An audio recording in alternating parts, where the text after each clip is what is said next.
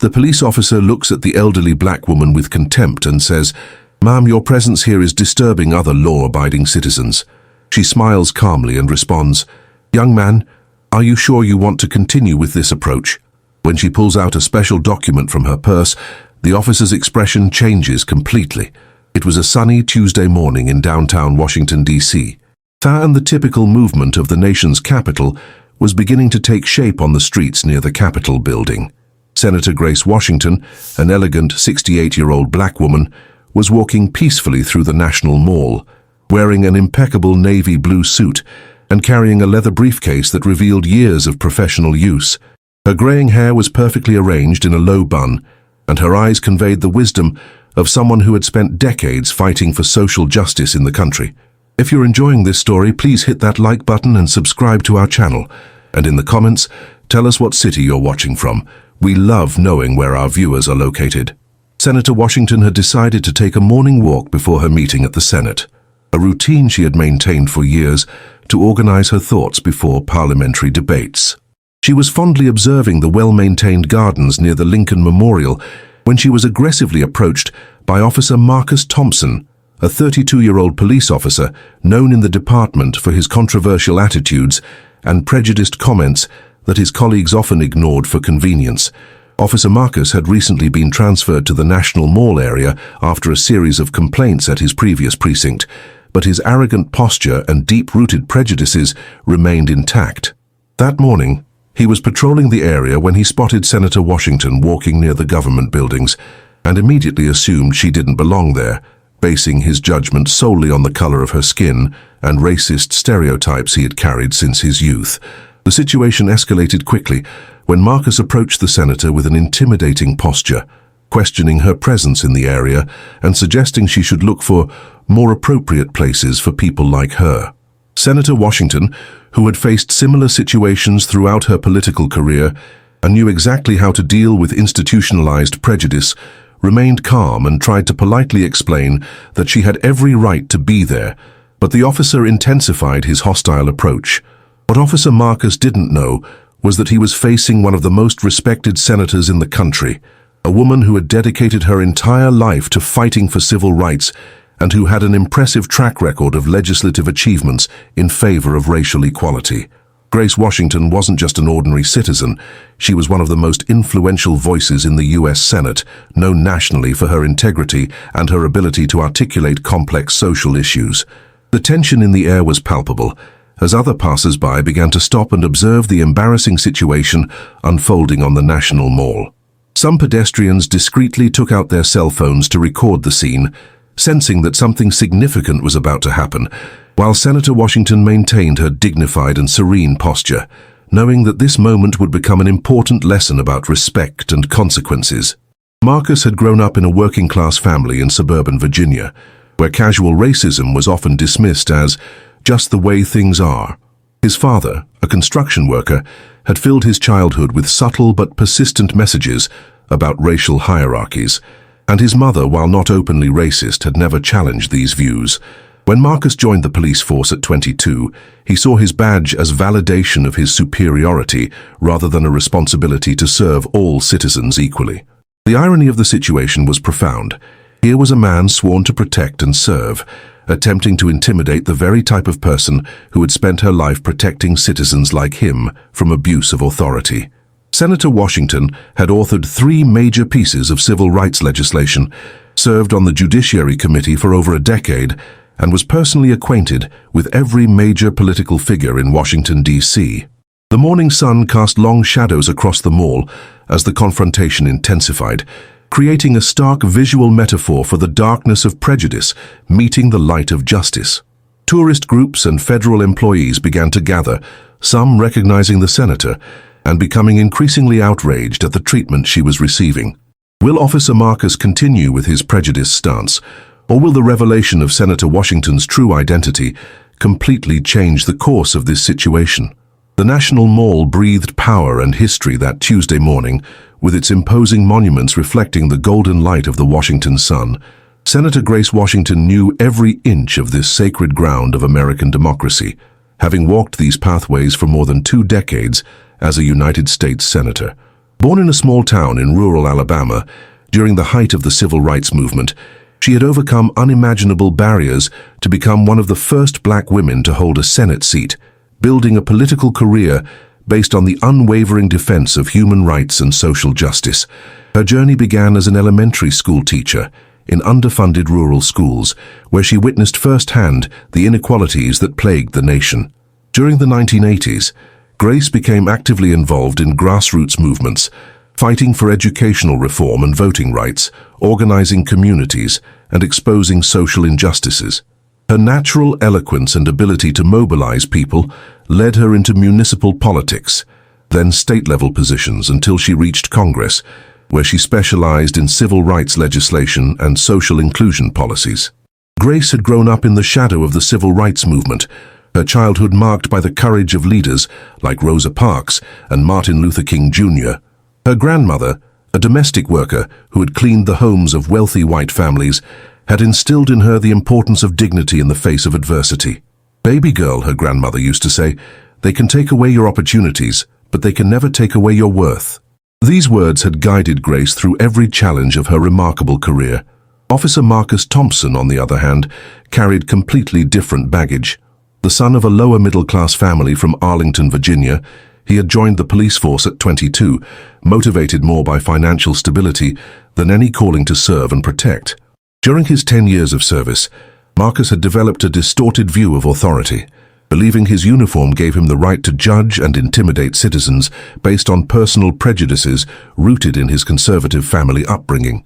Marcus's worldview had been shaped by a father who worked construction and often complained about diversity hires, taking jobs from qualified workers, and a mother who, while not overtly racist, had taught him to be careful around certain neighborhoods and certain types of people. His high school in suburban Virginia had been predominantly white, and his social circle had remained largely homogeneous throughout his adult life, reinforcing rather than challenging his biases. His supervisors in the department knew about his problematic tendencies, but the lack of formal complaints and a culture of institutional silence allowed him to continue in active duty. Marcus had been transferred 3 times in his career, always after incidents involving questionable approaches, but he had never faced real consequences for his actions. His latest transfer to the National Mall area had been seen by him as a promotion, when in reality his superiors hoped the high visibility of the location would force him to moderate his behavior. American political culture, especially in Washington, D.C., was a universe that Senator Washington dominated completely. She personally knew most congresspeople, cabinet members, and high-ranking government officials, having built a network of relationships based on mutual respect and professional competence. Her reputation for integrity was recognized even by political opponents, who admired her consistency and ability to find common ground on controversial issues. The contrast between the two characters couldn't have been more evident that morning. While Senator Washington represented decades of struggle for social justice and equality, Marcus embodied the prejudices and ignorance she had fought against throughout her political career. The irony was that he was trying to intimidate exactly the type of person who had dedicated her life to protecting citizens like him from abuse of authority. The passers-by gathering around the scene included federal employees, journalists, and ordinary citizens who recognized the gravity of the situation. Some whispered among themselves, identifying Senator Washington and being shocked by how she was being treated. The presence of cell phone cameras was beginning to make Marcus slightly uncomfortable, but his arrogance still prevented him from backing down. Washington, D.C., as the center of national political power, had witnessed countless historical situations, but few as symbolic as the one unfolding at that moment. The nation's capital, designed to be a symbol of democracy and progress, was about to become the stage for a lesson about the contradictions still present in American society, where institutional racism persisted even in the corridors of power. The morning commute was in full swing, with federal workers heading to their offices in the various government buildings surrounding the mall. Many recognized Senator Washington from her frequent appearances on news programs and her reputation as a fierce advocate for civil rights. The growing crowd of witnesses was becoming increasingly agitated as they realized what they were witnessing. The tension increased with each passing second, with Senator Washington maintaining her unshakable dignity while observing Marcus dig his own professional grave with every prejudiced word that came out of his mouth. "Listen here, lady," Marcus said, raising his voice and gesticulating intimidatingly. "I don't know what you're doing here, but this isn't a place for people like you to be wandering around. This is a national security area, and I have the authority to ask you to leave immediately." His body language was clearly aggressive, chest puffed out and hand resting on his weapon holster, in a display of power he believed would be effective in intimidating the elderly woman. Senator Washington took a deep breath, recognizing the pattern of behavior she had faced countless times throughout her career. She knew this moment was crucial, not only for her personal dignity, but also as an educational example of how racism still permeated American institutions. "Young man," she responded with a calm but firm voice, "I understand you believe you're doing your duty, but I'd like you to reconsider your approach. All American citizens have the constitutional right to move freely through public spaces." The officer laughed with disdain, interpreting the polite response as a sign of weakness. "Oh, now you're going to give me a lesson on the Constitution? Listen here, Grandma, I know my rights and duties very well, and my duty right now is to ensure that suspicious people don't wander around here." He paused dramatically, looking around at the growing crowd of spectators, clearly enjoying the attention. "You don't look like someone who works here, so you'd better find another place for your morning walk." The crowd of onlookers was growing rapidly, including several federal employees who were arriving for work.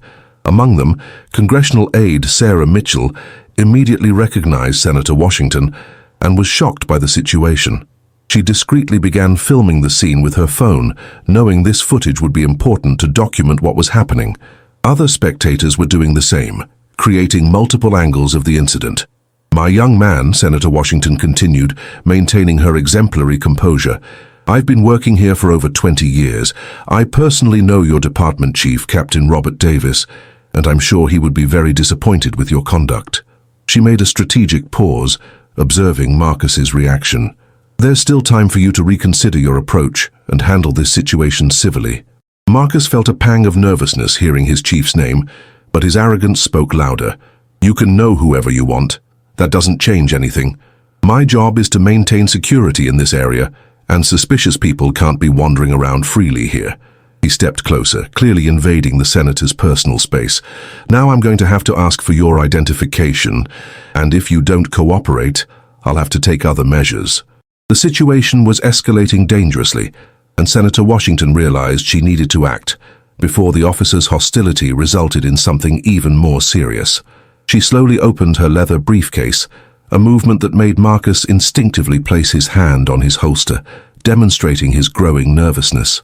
"Easy, young man," she said softly. "I'm just going to get my identification, as you requested." Meanwhile, on the other side of the mall, Congressman James Rodriguez, who had worked with Senator Washington on several committees, spotted the commotion from a distance. He immediately recognized the familiar silhouette of the senator and began walking quickly toward the group, his heart racing as he realized something was very wrong. The tension in the air was almost palpable when Senator Washington finally located the document she was looking for in her briefcase. It was a special identification, reserved only for the highest levels of the federal government, which she rarely needed to use since she was recognized by practically all employees in the area. But at that moment, she knew this small piece of paper would be the key to a lesson Marcus would never forget. The growing crowd now included tourists from various countries who had come to visit the monuments, federal employees heading to work, and local residents who had stopped to see what was causing the commotion. Many were recording with their phones, and the incident was already being live-streamed on social media platforms. The hashtag #TosNationalMall was beginning to trend as people shared the videos in real time. Marcus was beginning to feel the weight of all the attention, but his pride prevented him from backing down. He had gone too far to retreat now, and his training had never prepared him for a situation where his authority might be questioned by someone who actually outranked him in the federal hierarchy. His worldview was built on clear hierarchies based on appearance and assumptions, and the elegant black woman before him didn't fit into any category he understood. "Here's my identification," she said, extending the document to Marcus with a serene smile that contrasted dramatically with his aggression. "I hope this clarifies any doubts about my presence in this location." The moment of truth had arrived, and everyone present held their breath, Sensing that something extraordinary was about to happen, the morning sun seemed to pause in the sky as Marcus reached for the document that would change everything. Marcus took the document with an expression of superiority, expecting to find a regular driver's license that would confirm his prejudices. But when his eyes focused on the printed text, his face began to pale gradually. The identification bore the official seal of the United States of America, followed by the words United States Senate in gold letters, and below that the full name, Grace Elizabeth Washington, United States Senator. This can't be right, Marcus muttered, his hands beginning to tremble visibly as he reread the document several times. The arrogance that had dominated his behavior in the last few minutes evaporated instantly, replaced by growing terror as he realized the magnitude of his mistake. He looked at Senator Washington, then at the document, then back at her, as if expecting reality to magically change. Congressional aide Sarah Mitchell, who continued filming discreetly, couldn't contain a smile of satisfaction as she witnessed the exact moment reality hit the officer like a hammer.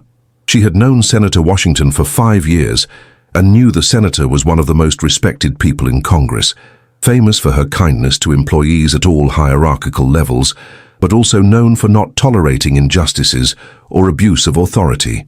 From across the crowd, Congressman James Rodriguez finally got close enough to hear the conversation. When he realized what was happening, his indignation was immediate and visceral. He had known Senator Washington since his first days in Congress, when she had mentored him on human rights issues, and seeing her being humiliated this way awakened a controlled fury he rarely felt. "Senator Washington," James called out loudly, making his way through the curious onlookers. "Is everything all right? Do you need anything?" His presence added a new layer of tension to the situation, as now Marcus found himself facing not just a senator, but also a congressman who clearly knew and respected the woman he had been humiliating.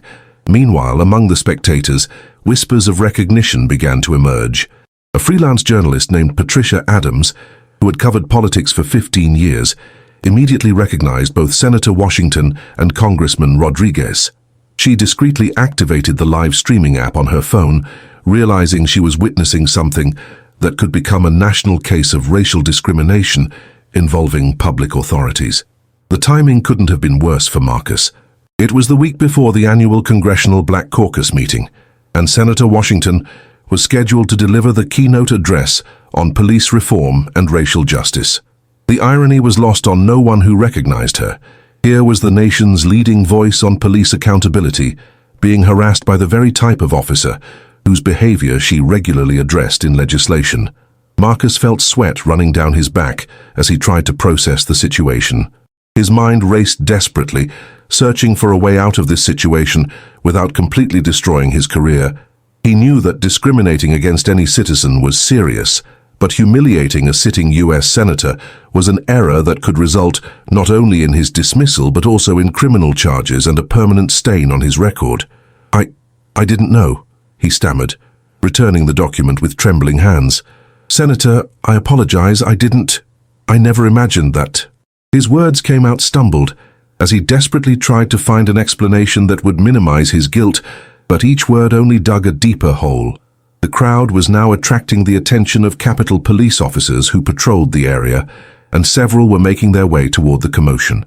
Among them was Sergeant Linda Chen, a 15-year veteran who had worked security details for Senator Washington numerous times and held her in the highest regard. When she saw what was happening, her expression hardened with professional anger.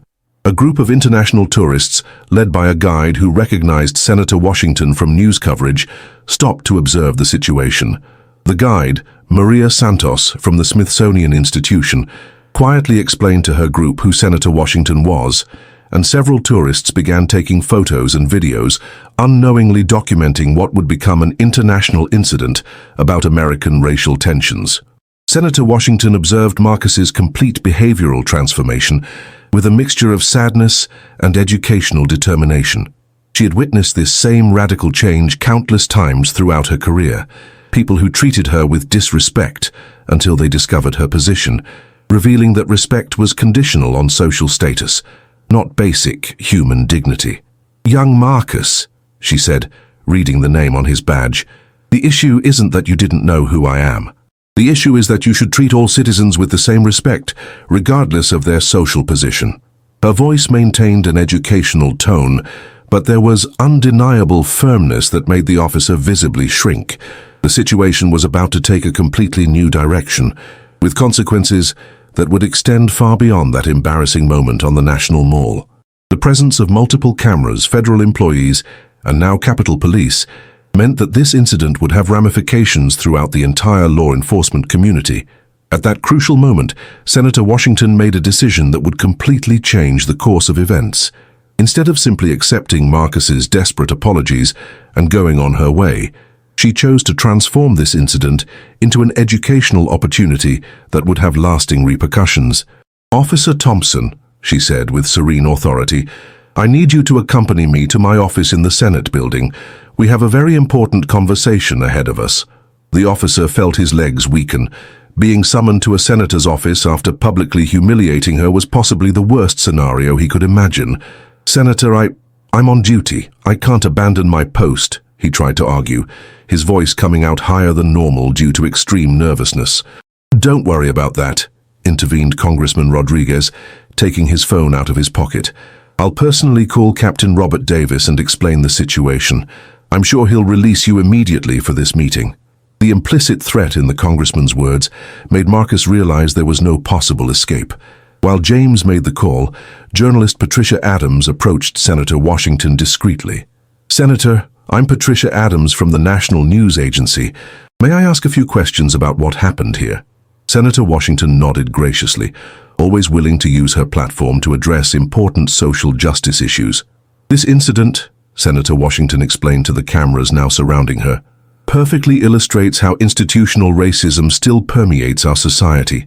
What concerns me is not the treatment I received, but how many other black citizens face similar situations daily without having the protection my position offers me." Her words were measured and impactful, transforming a moment of personal humiliation into a powerful statement about social inequality. Patricia's livestream began gaining views rapidly, with outraged comments from viewers who recognized the gravity of the situation. Hashtags like "Dutzian Racism," "Has No Badge," and "Justice for All" began circulating on social media, amplifying the reach of the incident far beyond the physical limits of the National Mall. Marcus watched all this with growing horror, realizing his career was crumbling in real time before thousands of online viewers. He tried to move away discreetly, but aide Sarah subtly blocked his exit, ensuring he remained present to face the consequences of his actions. "The phone," James announced, extending the device to Marcus. "Captain Davis wants to speak with you personally." The captain's voice on the other end of the line was icy when Marcus answered, confirming he was immediately relieved of his duties to accompany the senator and that a formal investigation would be opened into his conduct. But then came the moment that would define everything that followed. Senator Washington, recognizing the officer's genuine desperation, decided to offer an opportunity for redemption instead of simply destroying his career. However, her proposal came with a twist that no one saw coming. "Officer Thompson," she said, calling everyone's attention, "I'm going to make you a proposal, but first, I want you to understand something." She paused, looking directly into his eyes. "This isn't just about you. This is about every black citizen who has been profiled, harassed, or worse by law enforcement. You're going to become the face of change, whether you like it or not." The crowd fell silent, sensing that something unprecedented was about to happen. Senator Washington continued, "You have two choices. You can face the traditional disciplinary consequences alone, or you can participate in a groundbreaking program I'm developing on diversity and human rights for law enforcement. But here's the catch. Everything will be public. Your transformation, your struggles, your successes and failures will all be documented and broadcast nationally." The proposal shocked everyone, especially Marcus, who had expected only severe punishment. The idea of having his personal journey of change broadcast to millions of Americans was both terrifying and potentially redemptive. I accept whatever the senator proposes," he responded quickly, grasping at the possibility of redemption like a drowning man grabs a rope. "Very well," Senator Washington continued, "but I want to make it clear that this program isn't a light punishment.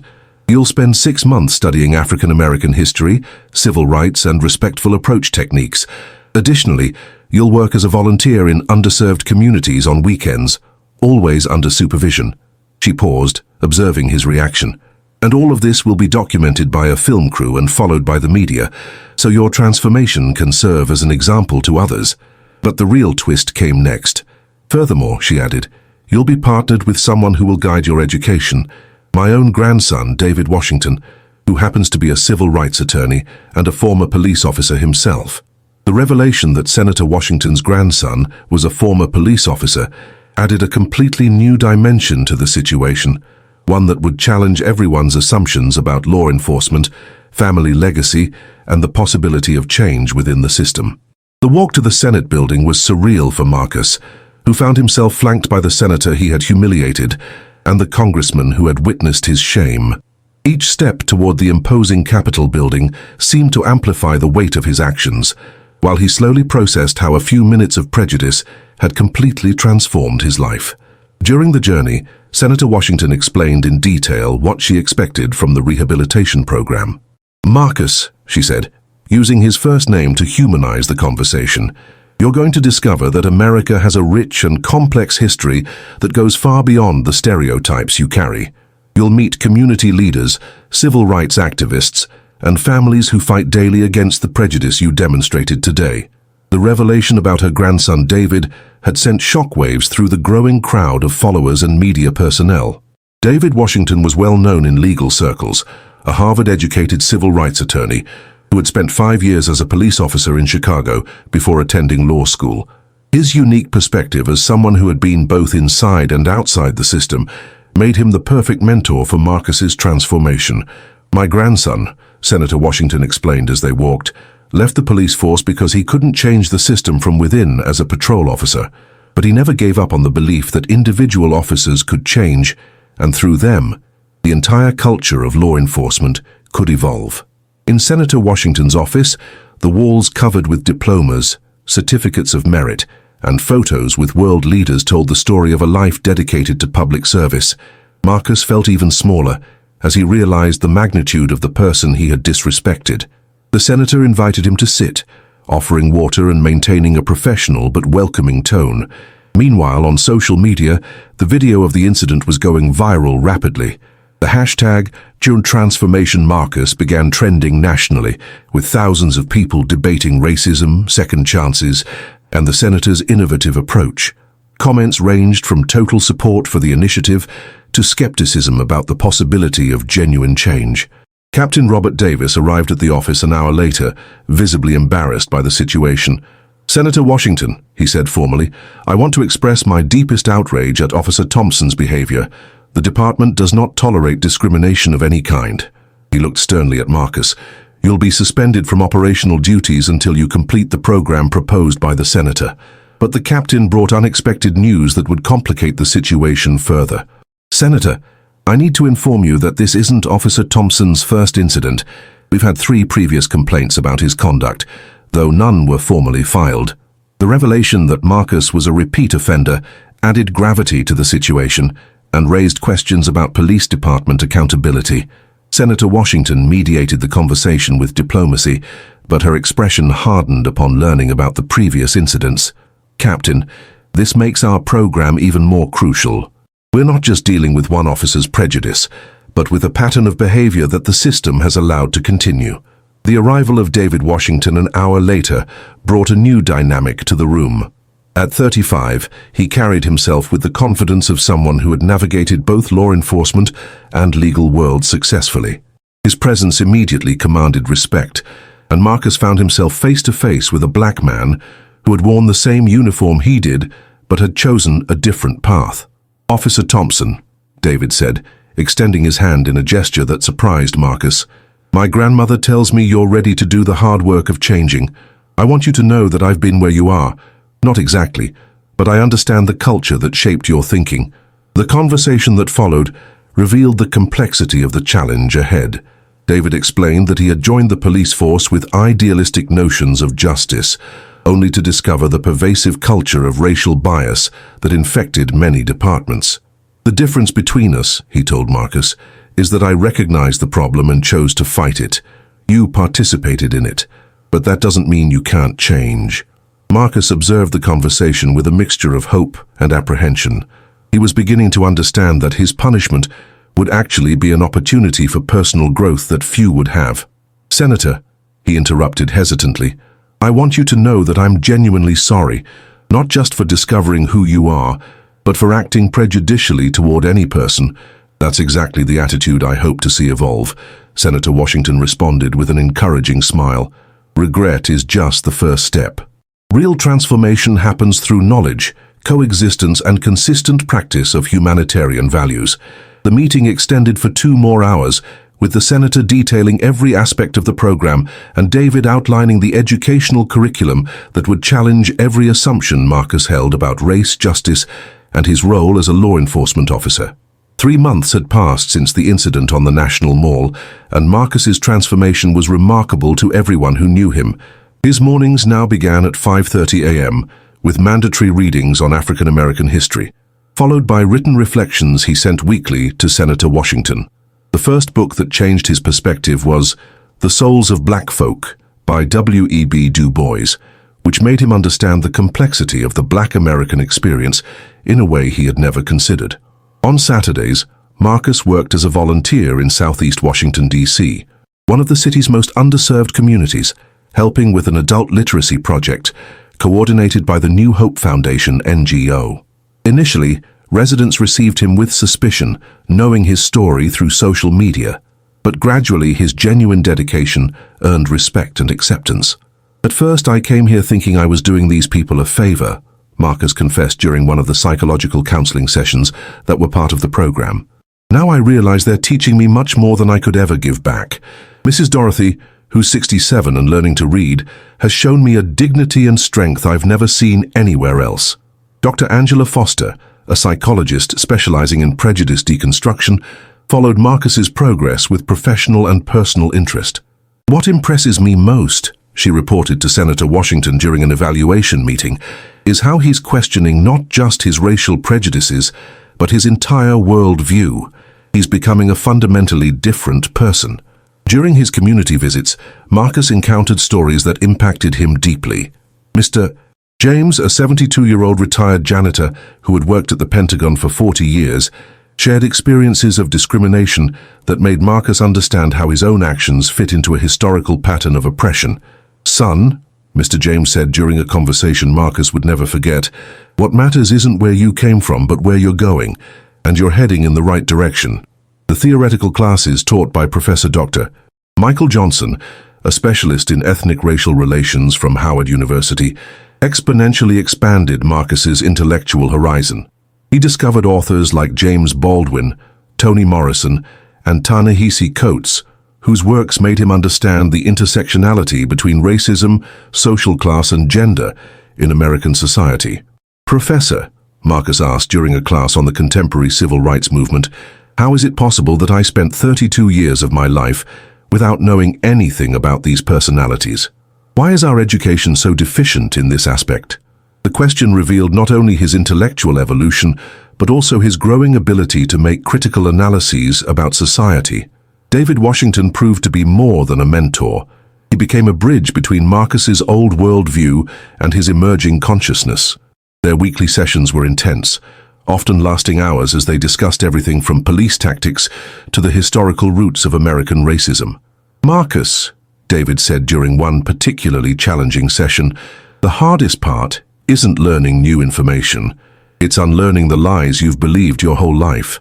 The most transformative moment came when Marcus had to give a presentation to his fellow police officers about his experience in the program.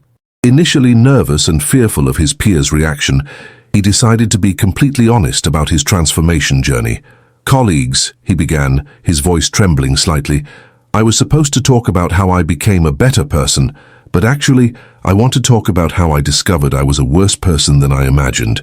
The 1-hour presentation extended to 3, with questions, debates, and reflections that surprised even Senator Washington, who watched discreetly from the back of the auditorium. Several officers approached afterward to thank Marcus for his courage in exposing his flaws and to ask for guidance on how to participate in similar programs. The program's impact extended beyond Marcus personally. Captain Davis had implemented mandatory diversity training for the entire department, using Marcus's journey as a case study. "What Officer Thompson is doing," the captain announced during a department meeting, "takes more courage than any of us have shown. He's facing his demons publicly so we can all learn." Marcus's relationship with his family also underwent significant changes. His father, initially resistant to his son's liberal brainwashing, gradually began asking questions about what Marcus was learning. Their conversations, once limited to sports and work complaints, now included discussions about history, justice, and the kind of legacy they wanted to leave. "Senator," Marcus said during his monthly report, "I finally understand what you meant about transforming a moment of injustice into educational opportunity. Every person I meet in these communities, every book I read, every reflection I write is building me as a better human being. I'm no longer the same person who humiliated you that day." Senator Washington smiled, recognizing that her strategy was working beyond her most optimistic expectations. But she knew the real test was still to come. 6 months after the initial incident, Senator Washington decided it was time to truly test Marcus's transformation through a challenge no one expected. She summoned him to a special meeting in her office, but this time the atmosphere was different, more solemn and charged with expectation. "Marcus," she began, carefully observing his reactions, "the time has come for you to face the final test of the program. I want you to return to the exact location where we first met, on the National Mall, but this time with a specific mission." She made a dramatic pause, letting the tension settle. "You're going to train other police officers on respectful approach techniques, using your own experience as an example." The challenge was much more complex than it appeared on the surface. Marcus would have to return to the scene of his greatest professional humiliation, not as the repentant aggressor, but as an educator and example of transformation. The irony of the situation wasn't lost on him, as he felt a mixture of anxiety and determination growing in his chest. "Senator," he responded after several moments of reflection, "I accept the challenge, but I need to be honest with you. I still feel shame about what happened that day, and I don't know if I'm ready to be an example for others." His honesty demonstrated the emotional maturity he had developed during the months of the program. Senator Washington smiled, recognizing that Marcus's humility was precisely what qualified him for the task. "The shame you feel is proof that you've genuinely changed. A man who feels no remorse for his mistakes cannot teach others to avoid them." She opened a folder containing detailed planning for the event. "You'll have 2 weeks to prepare. The training will be filmed and used as educational material for all police departments in the country." The news that the event would be documented nationally significantly increased the pressure on Marcus. He knew millions of people would be watching him, many of whom had followed his story from the beginning through social media. The officer who had humiliated a senator would now be evaluated for his ability to educate others not to make the same mistakes. During the 2 weeks of preparation, Marcus worked tirelessly with a team of human rights specialists, psychologists, and educators to develop a presentation that would be both educational and emotionally impactful. He revisited all the materials studied during the program, organized his personal reflections, and prepared case studies based on his experiences in the communities. David Washington played a crucial role in the preparation, helping Marcus structure his thoughts and anticipate difficult questions. "Remember," David advised, "you're not just representing yourself up there. You're representing every officer who's ever made a mistake and wants to do better. That's a heavy responsibility, but also a tremendous opportunity." Congressional aide Sarah Mitchell, who had filmed the original incident, was assigned to coordinate media coverage of the event. "Marcus," she said during a planning meeting, "do you realize you'll be observed not just by police officers, but by all the people who saw the original video? Many of them still doubt the sincerity of your transformation." Sarah's comment touched on a sensitive point. Marcus knew he would face skepticism and even hostility from people who believed his change was just an act to avoid more severe punishment. "I understand the distrust," he responded, "and I can't blame anyone for doubting. All I can do is be authentic and let my actions speak for themselves." Meanwhile, on social media, anticipation was growing exponentially. Hashtags like Final Test Marcus and Real Transformation dominated discussions, with opinions divided between those who supported Senator Washington's innovative approach and skeptics who considered the program too lenient. The Metropolitan Police Department decided to make participation in the training mandatory for all officers in the department, recognizing the unique opportunity to address diversity and human rights issues in a practical and impactful way. Captain Davis personally ensured the event would have the institution's full support. Senator Washington announced that the training would include a surprise element that she had kept secret, even from Marcus. "There will be someone special present," she told the media, "someone whose presence will test not just Marcus's knowledge, but his genuine transformation as a human being." The mystery surrounding this special guest generated additional buzz around the event. Speculation ranged from civil rights leaders to victims of police brutality, but Senator Washington remained tight-lipped about the identity of this person who would play a crucial role in the final test. On the night before the training, Marcus barely slept. He reviewed his notes repeatedly, practiced his presentation in the mirror, and reflected on the extraordinary journey that had brought him to this moment. From a prejudiced police officer who humiliated citizens based on skin color, he was about to become an educator in human rights. The dawn of the training day brought with it not just a new test for Marcus, but also the culmination of a social experiment that could redefine how American society deals with racism and personal transformation. The National Mall, witness to so many historical moments, was about to host another chapter in the ongoing struggle for justice and equality. The morning of the decisive day dawned overcast in Washington, D.C., as if the sky itself reflected the tension hanging over the National Mall. Marcus arrived at the location 2 hours before the event, wearing his impeccably pressed uniform, but carrying an expression that mixed determination and vulnerability. The same place where he had committed his most serious mistake would now be the stage for his public redemption. More than 300 police officers gathered in the specially constructed auditorium for the event, along with representatives from national and international media, civil rights activists, and citizens who had followed the story from the beginning. Senator Washington occupied a place of honor in the front row, her attentive and encouraging gaze fixed on Marcus as he made final adjustments to his presentation.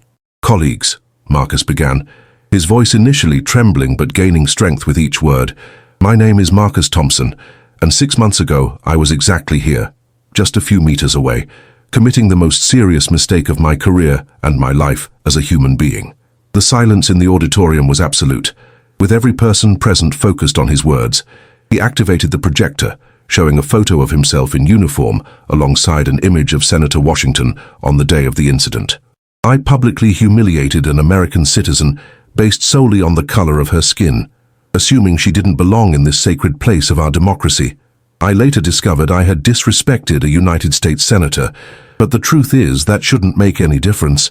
The first twist of the presentation came when Marcus showed a video he had recorded himself in Southeast D.C., showing his volunteer work and testimonials from residents who had become his friends.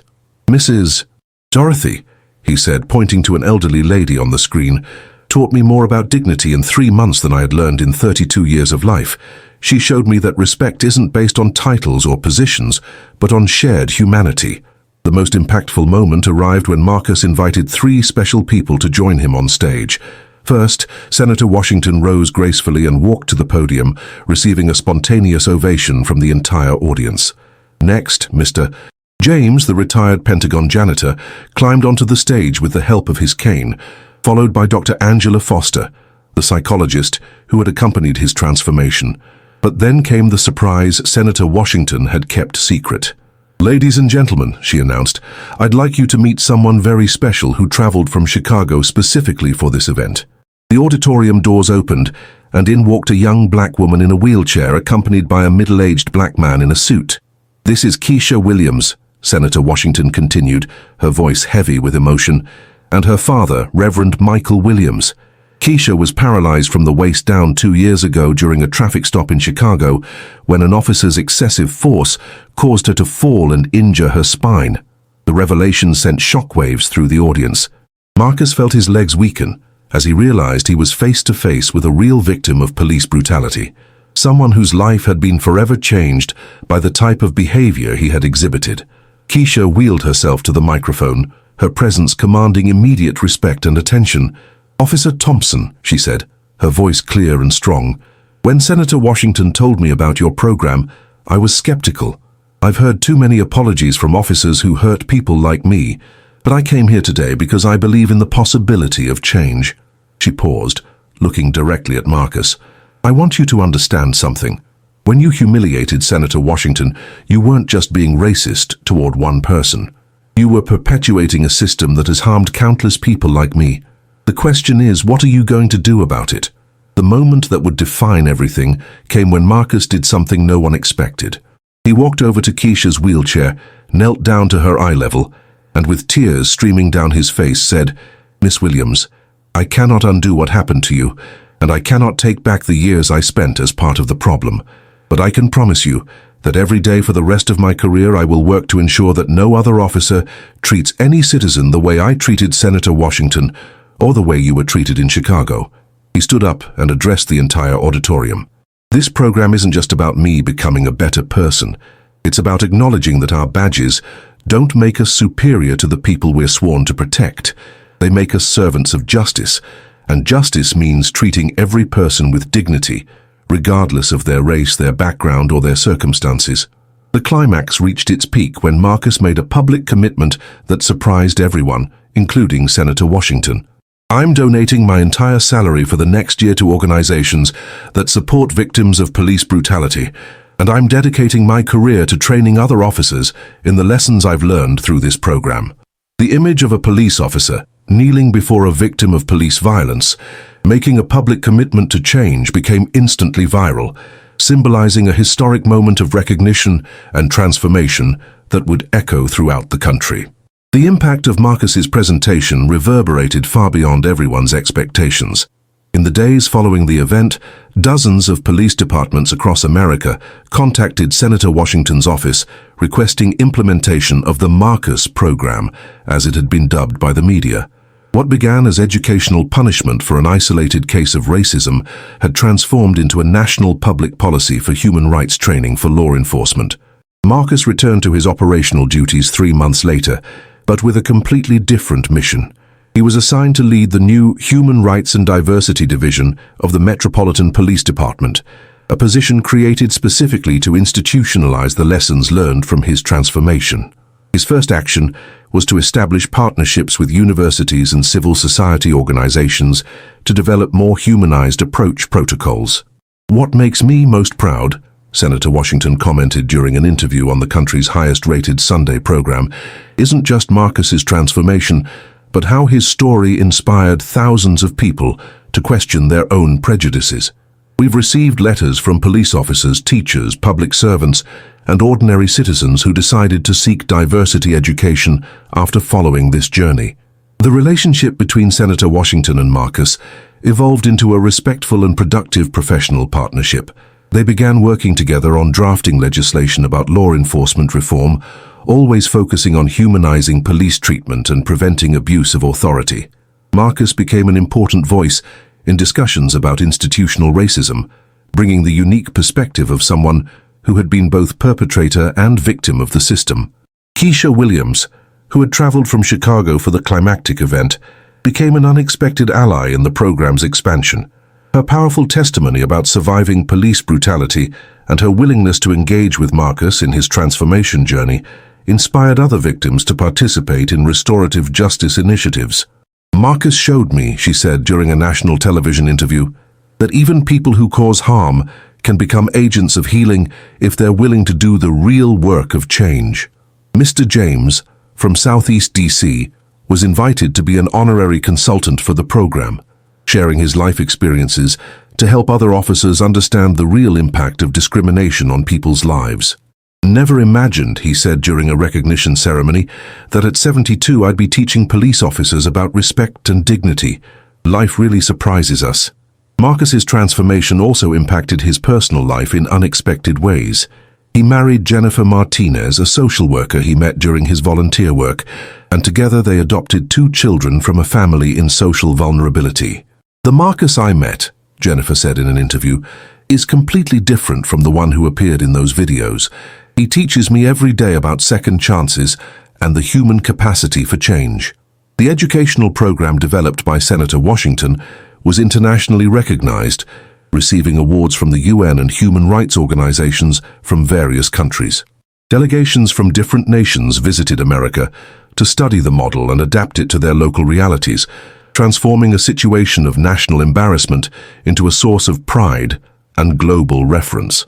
David Washington continued mentoring other officers through the program, eventually leaving his law practice to establish the Transformative Justice Institute, a non-profit organization dedicated to bridging the gap between law enforcement and communities of color.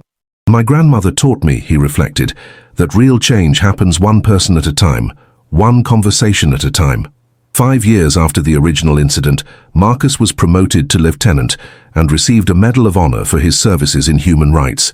During the ceremony, held on the same National Mall where it all began, he gave an emotional speech about the importance of continuing education and humility in recognizing mistakes. I learned, Marcus concluded his speech, that the true power of a uniform isn't in the authority it represents, but in the responsibility to protect and serve all citizens with equality and respect. Every day is an opportunity to honor that responsibility and build a more just country for everyone. Senator Washington, present at the ceremony, watched with satisfaction the man Marcus had become. Her strategy of transforming punishment into education had created not just a better police officer, but a multiplier of positive changes who would continue impacting lives for decades. The sweetest revenge had been proving that education and compassion are more powerful than punishment and resentment. The program had trained over 5,000 officers nationwide, with significantly reduced rates of complaints for abuse of authority and racial discrimination. Police academies across the country had incorporated the curriculum into their standard training, and Marcus moments, opportunities to choose education over punishment, had become part of law enforcement culture. Captain Davis, who had initially been embarrassed by Marcus's behavior, now proudly showcased the department's transformation program to visiting officials from other cities.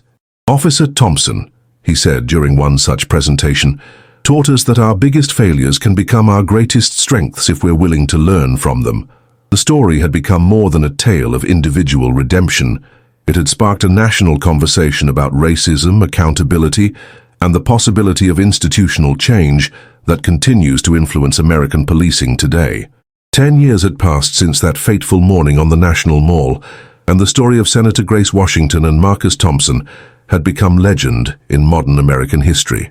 The Transformation Program, as it was officially named, had trained more than 15,000 police officers across the country, with significantly reduced rates of complaints for abuse of authority and racial discrimination. Marcus, now a captain, directed the National Institute of Human Rights for Law Enforcement, an institution created specifically to expand the program's principles to all law enforcement agencies in the country. He had become an internationally recognized speaker, sharing his transformation experience at human rights conferences in more than 30 countries. Senator Washington, at 78, had retired from the Senate, but remained active as a UN consultant for programs combating institutional racism. Her methodology of transformation through education had been adopted by organizations on 6 continents, proving that the American model of dealing with prejudice could be replicated globally. Southeast Washington, D.C., where Marcus had done his volunteer work, had transformed into a model of community development. The Hope and Transformation Educational Center, built with funds raised through the viral story of the 2 protagonists, served more than 2,000 families and had become a national reference in inclusive education. Mr. James, who had passed away at 79, had left a lasting legacy. His reflections on dignity and respect were compiled into a book that became required reading in police training courses. His most famous phrase, "What matters isn't where you came from, but where you're going," was engraved at the entrance of the institute directed by Marcus. Keisha Williams had become a prominent civil rights attorney, specializing in police reform cases. Her foundation, Wheels of Justice, provided legal support to victims of police brutality and worked closely with the Transformation Program to ensure that victim voices remained central to reform efforts. David Washington had expanded the Transformative Justice Institute internationally, with branches in 12 countries. His work bridging law enforcement and communities had earned him recognition as one of Time magazine's 100 most influential people. carrying forward his grandmother's legacy of turning conflict into opportunity. During a ceremony commemorating the 10-year anniversary of the program, Senator Washington and Marcus met at the exact spot where it all began. "Senator," Marcus said, maintaining the respectful treatment he had kept even after all these years, "could we have imagined that day that our story would reach so far?" "Marcus," she replied with the wise smile that had won hearts around the world, "I always knew you had the potential for greatness. You just needed someone who believed in that and gave you the opportunity to grow." She paused, looking at the mall full of life and movement. "Our story proves that transformation is possible when we choose to educate instead of simply punish." The program had evolved beyond individual transformation to become a model for institutional change. Police departments that implemented the full curriculum reported not only reduced complaints, but improved community relations, higher officer satisfaction, and better crime prevention outcomes. The last image captured that day was of two people who had transformed a moment of hatred into a revolution of love and education, proving that even in humanity's darkest moments, there is always hope for a better future. Their story had become a testament to the power of second chances, the importance of accountability, and the transformative potential of choosing compassion over condemnation. The National Mall, witness to so many pivotal moments in American history, had added another chapter to its legacy, one that would continue inspiring change for generations to come. CTA, 500 Palavras. If you watched until here, comment, "I watched until the end," and share your reflection on this incredible story of transformation. The journey of Senator Grace Washington and Marcus Thompson teaches us that real social change happens when we choose to educate instead of simply condemn. This true story, which shook America and inspired public policies worldwide, demonstrates the transformative power of education, compassion, and second chances. How many times do we judge people based on prejudices? How many opportunities do we miss to transform moments of conflict into lessons of growth? Senator Washington could have simply destroyed Marcus's career, but she chose a more difficult and infinitely more powerful path: transformative education. This story invites us to reflect on our own attitudes. Do we also carry unconscious prejudices? How can we contribute to a more just and equal society? Marcus's transformation proves that it's never too late to change, grow, and become a better version of ourselves. The legacy of this story continues alive today. The transformation program has already impacted thousands of lives, created innovative public policies, and inspired a new generation of law enforcement professionals committed to human rights. Every officer trained by the program carries the responsibility to honor Mr. James's memory and Senator Washington's teachings. In the comments, we want to know, which part of this story touched your heart the most? Do you believe in the possibility of genuine transformation in people? Do you know any similar story of overcoming and change? Share your experiences, and let's build together a more conscious and empathetic community. Don't forget to like this video if it impacted your life in some way. Your like helps us reach more people with stories that really matter. And if you're not subscribed to the channel yet, this is the perfect moment to become part of our family. Click the subscribe button and hit the notification bell so you don't miss any transformative story like this one. What makes this story so powerful is that it shows how individual accountability can lead to systemic change. Marcus didn't just apologize, he committed his life to ensuring others wouldn't repeat his mistakes. Senator Washington didn't just accept an apology, she created a blueprint for transformation that has changed law enforcement across America. This is more than entertainment, it's education in action. Every view, every share, every comment helps spread the message that change is possible, that education can overcome hatred, and that second chances, when earned through genuine effort, can create ripple effects that transform entire communities. The real heroes of this story aren't just Senator Washington and Marcus Thompson, they're also people like Mr. James, who chose to mentor rather than harbor resentment. Keisha Williams, who chose healing over hatred, and David Washington, who dedicated his career to building bridges. They remind us that transformation requires a community, not just an individual. Click on the video appearing on your screen now to discover another incredible story of overcoming that will move you, because we believe that every story has the power to change lives, including yours. Together, we can build a world where second chances lead to lasting change.